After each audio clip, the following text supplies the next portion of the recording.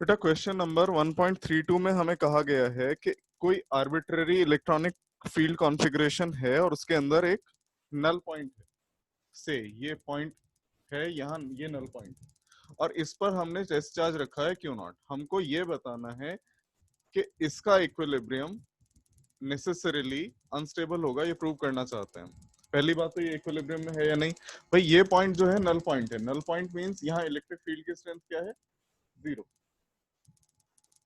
अगर electric field की strength zero है तो टेस्ट चार्ज पर लगने वाला फोर्स क्या होगा? F equals to Q naught into ई।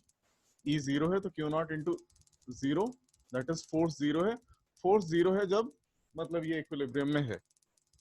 अब हम प्रूव करना चाहते हैं कि इसका इक्विलिब्रियम अनस्टेबल है। अनस्टेबल इक्विलिब्रियम का मतलब क्या है कि अगर हम इसे डिस्प्लेस कर दें तो ये अपने आप को रिस्टोर नहीं कर पाएगा, या हम ये कह सकते हैं सिस्टम इसे रिस्टोर नहीं करेगा, मतलब ओरिजिनल पोजीशन पर वापस नहीं लाएगा। अगर अनस्टेबल इक्विलिब्रियम हुआ तो सिस्टम इसे ओरिजिनल पोजीशन में वापस नहीं लाएगा। अब मैं यहाँ हम इसे प्रूव करेंगे बाय कॉन्ट्रडिक्शन। मैं मान लेता हूं मैंने इसे इस डायरेक्शन में मूव किया, डिस्प्लेस कर दिया इधर। अब क्या होगा? अगर इसका इक्विलिब्रियम स्टेबल है तो इलेक्ट्रिक फील्ड इसे पुश करेगा टुवर्ड्स नल पॉइंट। मतलब इलेक्ट्रिक फील्ड की डायरेक्शन क्या होनी चाहिए? ये होनी चाहिए, टुवर्ड्स द नल पॉइंट। से मैंने इसे इधर डिस्प्लेस किया होता तो भी इलेक्ट्रिक फील्ड इसे किधर पुश करता? Towards null point. हर तरफ से इधर इस पे किधर होना चाहिए फोर्स? अगर मैं इसे कहीं भी डिस्प्लेस करता हूं तो इसे किधर पुश कर दिया जाना चाहिए? Towards the null point.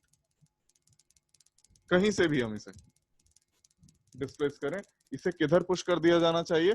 Towards the null point. मतलब इलेक्ट्रिक फील्ड लाइंस डायरेक्टेड हैं टुवर्ड्स द नल पॉइंट। अब अगर मैं इस नल पॉइंट की सराउंडिंग में गॉसियन सरफेस अज्यूम कर लूं, किसी भी तरह की, वो मैंने यहाँ स्फेरिकल लें, रैंडम लें, कुछ भी लें, उससे कोई फर्क नहीं पड़ता है, तो इट इज क्लियर कि इस सरफेस से पास होने वाला जो फ्लक्स है वो जीरो नहीं हो सकता। क्यों नहीं हो सकता? फील्ड लाइंस आ रही हैं उसके अंदर, नेट फ्लक्स जीरो नहीं है। फ्लक्स जीरो नहीं है तो इलेक्ट्रिक फील्ड भी जीरो नहीं होना चाहिए, बट क्वेश्चन में हमें दिया है इलेक्ट्रिक फील्ड जीरो है। तो ये कॉन्ट्रडिक्शन आ गया। कॉन्ट्रडिक्शन से हम क्या कह सकते हैं कि मतलब यहाँ electric field lines null point की तरफ डायरेक्टेड नहीं हो सकती।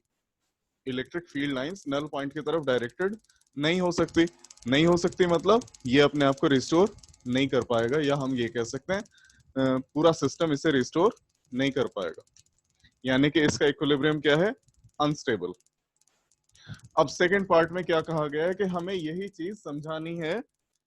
एक two particle two charge system है, दोनों चार्ज इक्वल स्ट्रेंथ के हैं। से ये है चार्ज प्लस क्यू, और इधर भी चार्ज रखा है प्लस क्यू।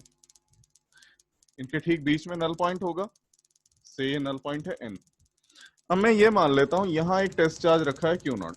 अभी ये क्यू और क्यू नॉट के बीच में फोर्स लगेगा, इस डायरेक्शन में रिपेल करेंगे।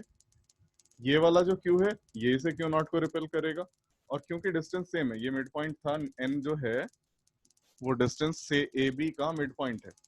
से ये डिस्टेंस एक्स है ए से एन तक का, और बी से एन तक का भी एक्स है। तो डिस्टेंस सेम, चार्जेस का मैग्नीट्यूड सेम, फोर्सेस सेम लगेंगे, नेट फोर्स क्या आ जाएगा? जीरो। तो अभी तो ये इक्विलिब्रियम में है।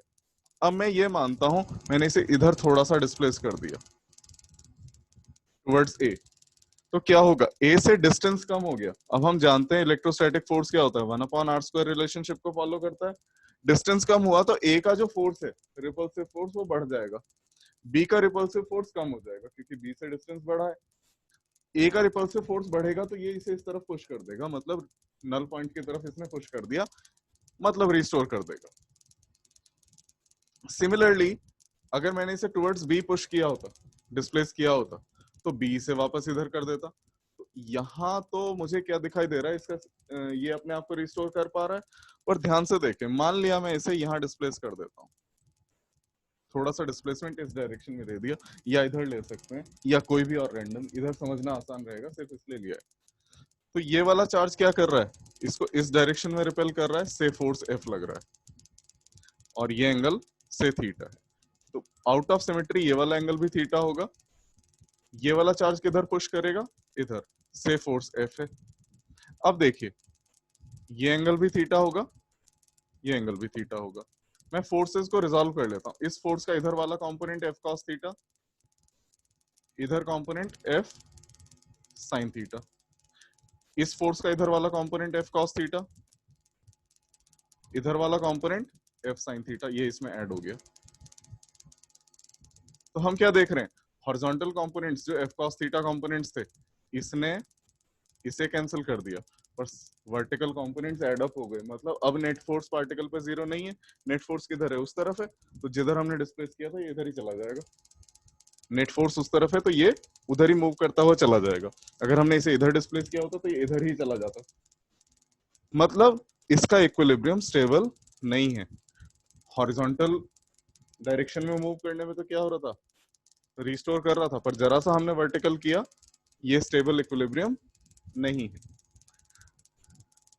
इस क्वेश्चन में बच्चों एक और बात है, मैं डिस्कशन क्लास के लिए छोड़ देता हूं, जब हमारे स्कूल खुलेंगे हम दोबारा डिस्कस करेंगे इस चीज को, याद दिलाइएगा मुझे। इक्विलिब्रियम 3 कैटेगरी में क्लासिफाई किया जा सकता है। एक तो unstable, stable and neutral. Unstable equilibrium के केस में जो पोटेंशियल एनर्जी होती है वो मैक्सिमम होती है, मतलब सिस्टम की पोटेंशियल एनर्जी क्या रहेगी, मैक्सिमम। स्टेबल के केस में मिनिमम, और न्यूट्रल इक्विलिब्रियम के केस में ये कांस्टेंट वैल्यू होती है, ये चेंज नहीं होती। अगर मैं डिस्प्लेस करूंगा पार्टिकल को थोड़ा बहुत तो भी पोटेंशियल एनर्जी की वैल्यू चेंज नहीं होगी। इस केस में बॉडी अपने आप को रिस्टोर नहीं करती। अनस्टेबल के केस में रिस्टोरेशन नहीं होता, स्टेबल के केस में रिस्टोरेशन होता है। न्यूट्रल इक्विलिब्रियम के केस में क्या होता है कि हम जो डिस्प्लेसमेंट ऑफर कर देंगे उतना ही रह जाएगा। अनस्टेबल के केस में तो क्या है, आपने स्लाइटली डिस्प्लेस किया, अब फील्ड उसको और ज्यादा डिस्प्लेस कर सकता है। स्टेबल के केस में आपने डिस्प्लेस किया, वो डिस्प्लेसमेंट ड्रॉबैक मतलब रोल बैक हो जाएगा, रोल बैक के बाद ओरिजिनल पोजीशन पर वापस आ जाएगा। यहां क्या होगा, आपने जितना चेंज दिया है वो चेंज ये एक्सेप्ट कर लेगा, आगे कुछ नहीं होगा। तो ये पॉइंट मुझे क्लास में याद दिलाइएगा, इसको हम एग्जांपल्स के थ्रू और इलेक्ट्रिकल सिस्टम्स के थ्रू दोबारा समझेंगे। बहुत इंपॉर्टेंट क्वेश्चंस में से एक है ये। ठीक है, थैंक यू बच्चों।